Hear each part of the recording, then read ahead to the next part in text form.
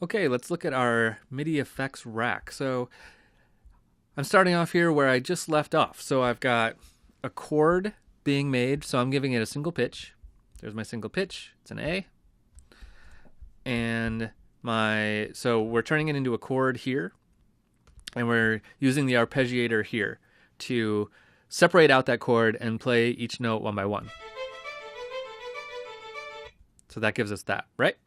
Now, let's use a MIDI effects rack. So we've got one here, and we've got a couple of settings here. We've got arpeggiators, chance arpeggiators, scale driver, things like that. But let's make our own. So I'm going to turn these into a rack. So what I'm going to do is I'm going to select them both, and then Command G.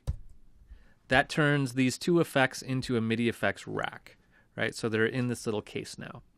So now we can pretty much do everything that we could do in the audio effects rack, maybe we haven't looked at the audio effects rack yet, actually. We've looked at instrument racks, but we're going to look at audio effects racks shortly when we start going through all the audio effects.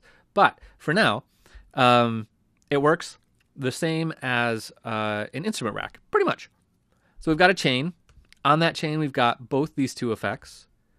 Let's make another chain I'm just going to control click down here and say create chain. And in this one, so this chain has both the chord and arpeggiator, so it should sound the same, right? But it's also playing through this one, which doesn't have anything, so it's just outputting as is, the single note. So let's put in this one the chord. Let's put a chord here without the arpeggiator. So let's make the settings the same here. So +3, +2, +5. 3, 2, 5. And what was the last one? 7. 7. Okay, so now I have the same chord, but no arpeggiator on the second one, right? So what can I do with this? Now that I have it in a rack, I can do all kinds of fun stuff. I can control which chain we hear by any of these things up here. So by key, by what key we play. I could say when we play a low key, don't arpeggiate. When we say play a high key, add the arpeggiator. That's what that's going to do. Or I could say in between, crossfade, arpeggiator. That's what that's going to do, right? So we're right in the middle here. So we're hearing a little bit of no arpeggiator. That's pretty cool. That's a pretty cool effect. Let me turn that off for now. So let's make those both full and look at a different one. We could use the velocities. So when I play a high velocity, no arpeggiator. When I play a low velocity, use the arpeggiator and crossfade in between. So here I'm all blasting at no arpeggiator because I entered these notes, this one note manually, and it's only one note, and I'm not changing the velocity at all, so it's all going to just stay right where it is because the arpeggiator is going to keep the same velocity, unless I use a velocity MIDI effect, which is right here, and we'll get to it eventually. Let's try the chain. So the chain selector, we saw this before. Let's stretch that out almost all the way. Let's make that half. So remember, the chain selector is just this orange thing, and I can map this to any knob. So when I say this knob is halfway,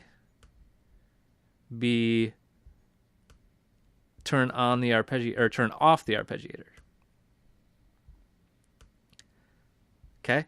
So when this knob is down here, we've got arpeggiator on and chord on. When it's up here, we've got no arpeggiator on. And when we're in here, we're going to be crossfading. Let's try it. Oh, what did I do? I left this on. Boop. And I didn't leave that on. There we go. Okay. Let's move it up.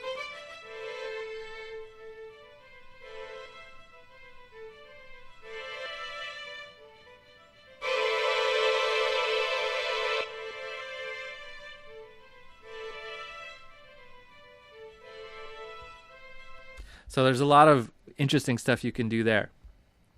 We can also assign macros that we could also do when we looked at the instrument racks.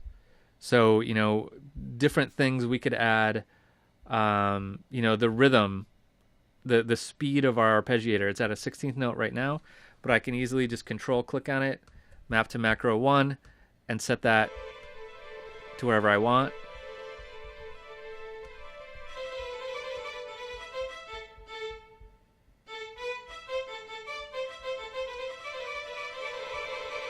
And do whatever I want with that. So that's our MIDI effects racks. If you're familiar with the instrument rack, it should be no surprise.